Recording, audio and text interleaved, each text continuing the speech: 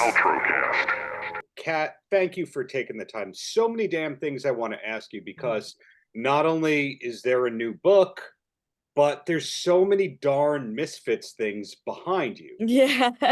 The last time I had the pleasure of speaking with you, I learned about your friendship with Jerry Only. How much Yes. is free Jerry swag versus you bought that stuff? It's almost all free Jerry swag. I think there's maybe one thing in here that I've actually bought.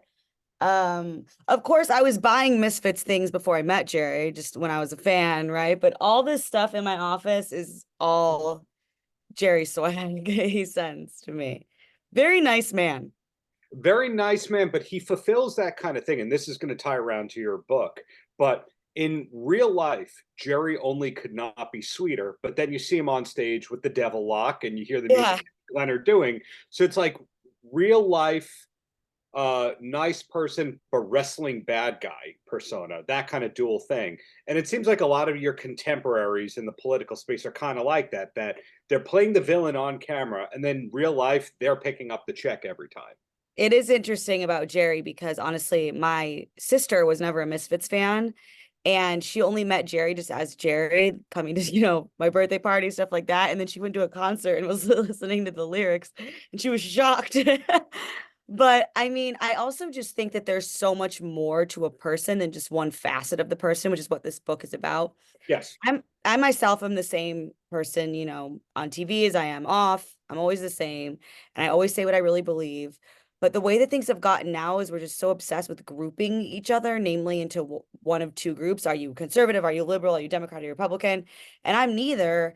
And people did have a hard time even understand or perceiving that, right? It's like if you say one bad thing about Kamala Harris, that means you're MAGA. If you say one bad thing about Trump, that means you're a communist. And really, people can't even perceive that maybe it just depends on what issue that I'm talking about or what comment the person made. We're all so unique as individuals, and it's independent thinking would be better, but we got to the point where people can't even perceive it as a possibility. Absolutely. That is one of the talking points that I was going to focus on about your book, that people can define other people based on just one individual trait. How do you, as a person who also talks about mental health, learn not to take that personally? It's hard. I mean, it's hard, and sometimes I can admit that I can get frustrated with it. I really can. Social media is just, I talk about this a lot. I don't understand who some of these people are. Who are just there's people who they go on my profile every single day and just leave horrible things about me. And it's like, I don't hate anybody that much. I just don't understand, like, who are you?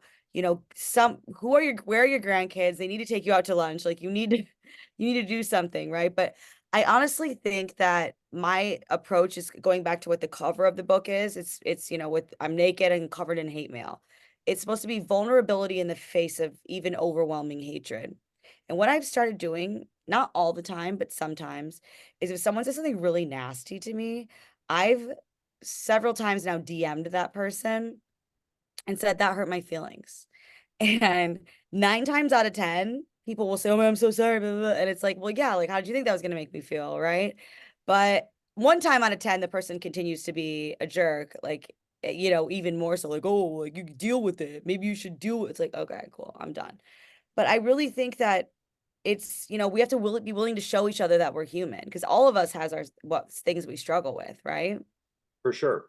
Well, if we can go towards a more positive angle related to the book, 2 books in 2 years. Now, Yeah. 2 albums in 2 years is the norm. You should be able to do an album a year. A book, I think my manuscript, I turned it in, and 15 months later, it came out. In your case, does that mean that you work really far ahead, or are you a person that's just writing every day and then the timing lucked out with publishers being able to accommodate 2 books in a short period? Yeah, so I'm writing all the time. This book was basically almost already written before I got the book deal, because I got the idea for this book while I was out on tour for the first book, Hmm. because I was meeting all these different people, and a lot of people, well, everyone's an individual, right? And I was hearing from a lot of people some similar frustrations, and just learning that we all really have more in common overall, or even people that I do have major differences with still would come to the shows in many cases and find things to unite around, because the first book was about, humor and conversations and using humor to get through difficult things. And it Mhm. was about human stuff. It wasn't really a political book. And there's a lot of room for connection there.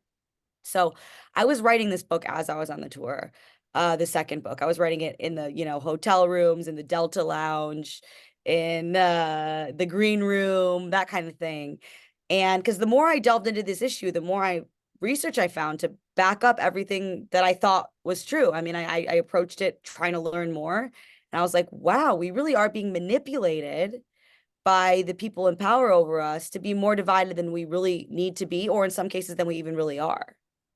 Wow, well said. That is the exact opposite of what I usually hear in a book tour. The book tour is usually celebrating, using that as an excuse to eat and or drink more, Yeah. being exhausted, so therefore you have no creativity left in you. But you did the exact opposite, where you went, I don't care that the book is a new thing that most people haven't seen yet. I'm doing the next one. So does that pretty much sum up your whole career, that when you're not working, you're working? Yes, my husband says I'm a border. He calls me a border collie. He says that I guess they need to be on a farm because if not, they'll just like tear up everything in your house if they're not working. So they need to have a job. That's kind of how I am. I will melt down if I don't have enough stuff to do. I love to be busy. So yeah, that's the thing, is I didn't drink on the tour because I couldn't keep up with that schedule.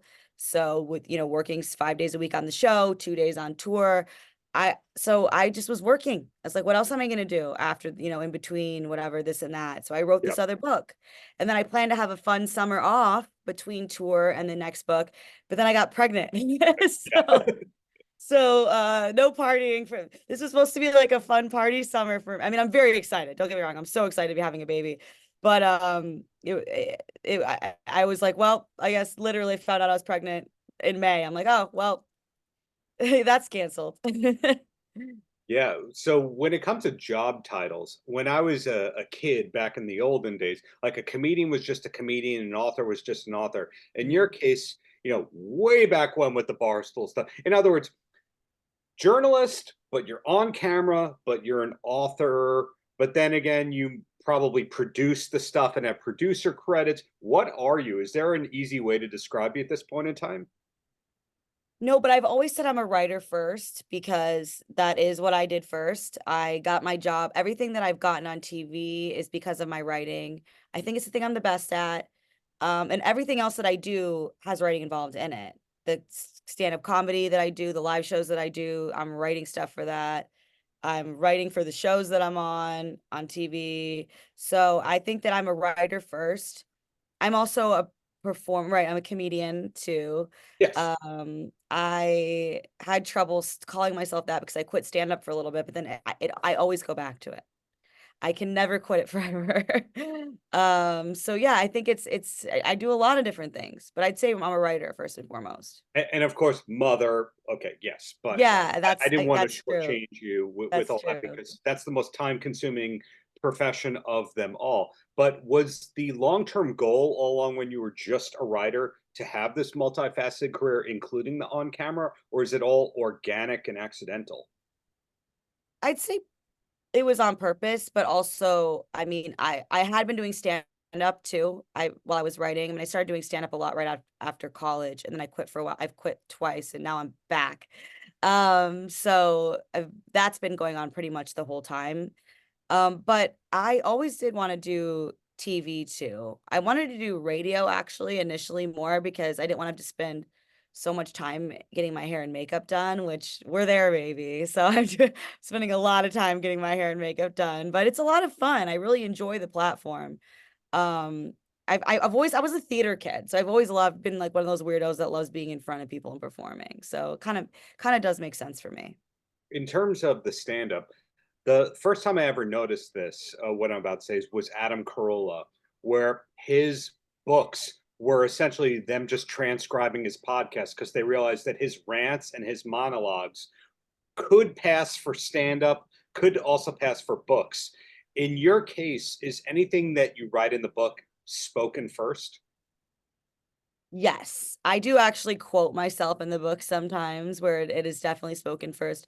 There's also times where I'll be out to dinner and my husband will say, you need to write that down. Like you need to, what you just said is something you need to explore, because I think I'm a little weird, but I make perfect sense to myself, right? So I don't, when I'm saying something, I Yeah. don't know, like, is that interesting? To me, that just makes sense. So definitely in a lot of cases, things maybe not even sometimes verbatim, I'll like quote myself, but it could be something that started as a conversation and then I delve into deeper with my writing. And Yeah. I do write the way that I speak also. I mean, it's very conversational, my writing. So it's easy to read, I think. I knew that you did stand up, but I've never seen your stand up. I've never gone down the YouTube rabbit hole. How does your stand up compare to what we see on Gutfeld or other programs and or in the book? Is it one and the same, or is it more one-liners? It depends. There's some jokes, there's some storytelling. So the live show where I'm going out on tour and it's going to be similar to the last tour where there's a slideshow element to it where I share photos as well, but the photos have a punchline and stuff. I've also been doing some over the past couple months, I've been doing some straight up stand up as well. But the live shows are going to have the slideshow element too, because I think people like to come and see the pictures from my phone. As I'm sometimes I'll be telling a joke and then I have like the receipts of the photo, and then that gets another laugh and stuff like that. But it's definitely a different side of me because I'm running the show. I'm not the sidekick on the show. It's Mhm. definitely a different side of me for that reason, and also it's completely mine, right? It's it's a bit I don't want to say raunchier, but there's more swearing probably, maybe a little bit more. I mean, and it's not as political. It's not there's no jokes about politics. There are some, but it's not as political as the show that I do on a news channel. Right. So it sounds like you figured out a way to turn your therapy sessions into a career. There's there's part of that. I have had a lot of therapy as well. Yes. Well, that wasn't a dig. That was more like I would never take it that way. No. when okay, I grew up loving stand-up comedy. And for example, I loved Rodney Dangerfield. I don't think I got any of the jokes. I think I Mm. just loved the cadence of the whole thing. But there's nothing personable, I shouldn't say personable, personal about Rodney Dangerfield's stand-up because you learn over time he was buying the jokes from other comics. He in this joke he's married, in this joke he's never gotten laid, in this joke Yeah, he's yeah, yeah. divorced. So it's not really him. So it's not therapeutic, except that he's getting the laughs. He's getting the interaction, the live energy. In your case, all of your art is personal. Deeply personal. Yes. I'm Yeah. constantly exposing myself. In the Yes. best of ways. So Mhm. rather than having to sit on that couch and get it all out, you get to do that publicly and get compensated for that. So I consider Yes. that a mark of genius. Well, see, I am still in therapy sometimes, but part of it is also because, boy, let me just tell you, managing your emotions with ADHD when you're pregnant and unmedicated is not easy. It's been a wild ride for not just me, but my husband as well. But yeah, I think I think that there's so much to personal experience. I really do. I draw so much from personal experience where I've learned things from things that I've been through. I I like to be open about that stuff because I found that I can connect with people who I've never even met. The amount of ostomy bags, I mean, this is the last book I wrote about my emergency ileostomy and then the reversal. The amount of ostomy bags that I've signed at my live shows, I mean, like clean ones, right? But like people don't talk about that. And then I talked about it, and then people talked to me about it. And I just think that there's so much that's what's missing, I think. I think it's a lot harder to scream at people if we see them as people. And a lot of times, if you want someone to see you as a person, you got to show them that you're a person. And it is, people don't really realize this about me because I don't really talk about it, but I do get scared. Mhm. I just because I'm constantly sharing, and some might say oversharing, you might think that certainly I'm comfortable with that because it's what I'm doing all the time.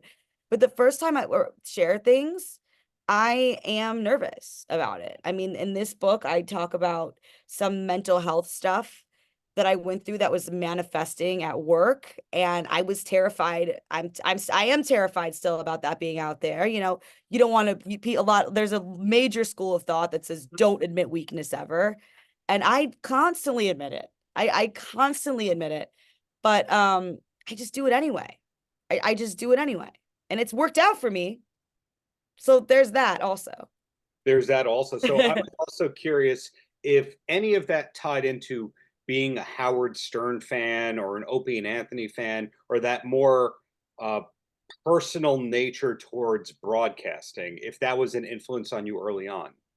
Yes, absolutely. It definitely was. I mean, when I started doing stand up, I talked about this in my first book. When I started doing it was when I was really going through a rough time. I was barely 22 years old. I was a waitress in LA, and I had, was broke. My college boyfriend who I'd moved was living with out there broke up with me. I was like sleeping on a yoga mat, whatever. My life was a disaster. You can read about it in my first book. But I found out that doing open mics, just I'm talking about that stuff on stage gave me power over that stuff. And I got addicted to it basically. So I really think, and there's much more that much more trauma that I talk about in a humorous light way in the second book as well. And I just really find that creating from things that you thought at one point or even still are feeling currently could have or might destroy you is gives you so much power over that stuff.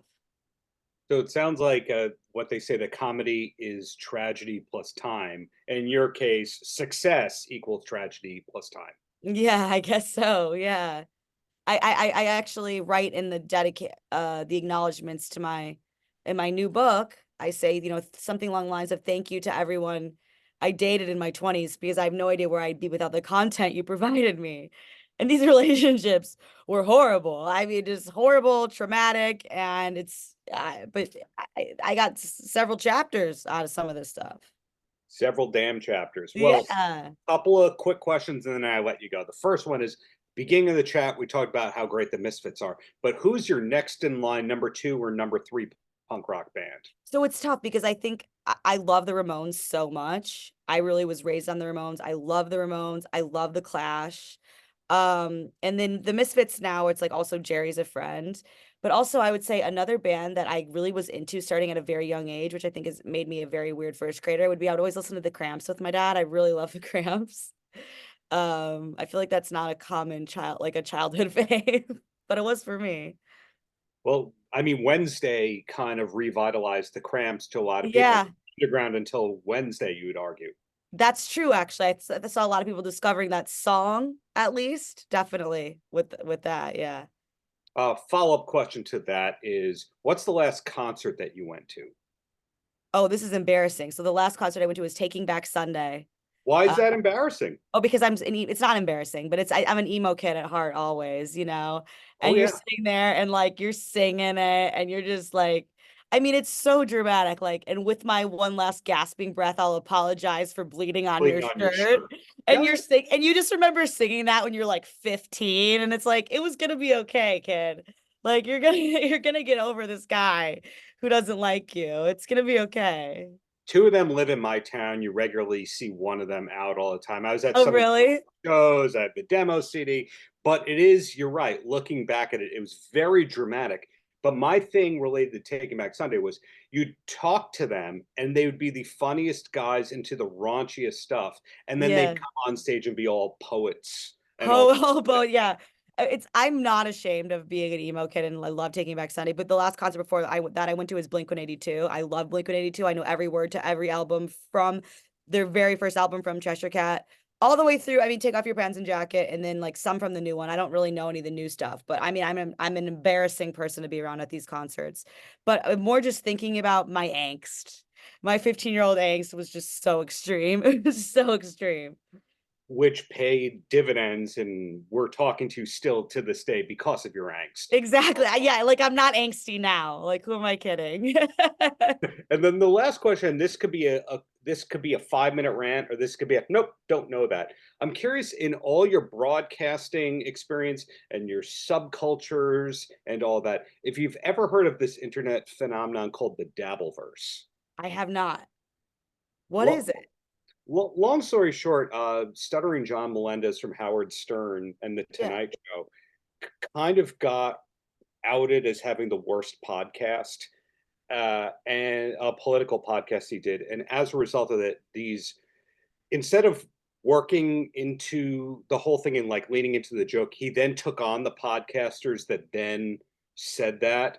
And then it's been a back and forth for a couple of years. And there was just That's this whole fun.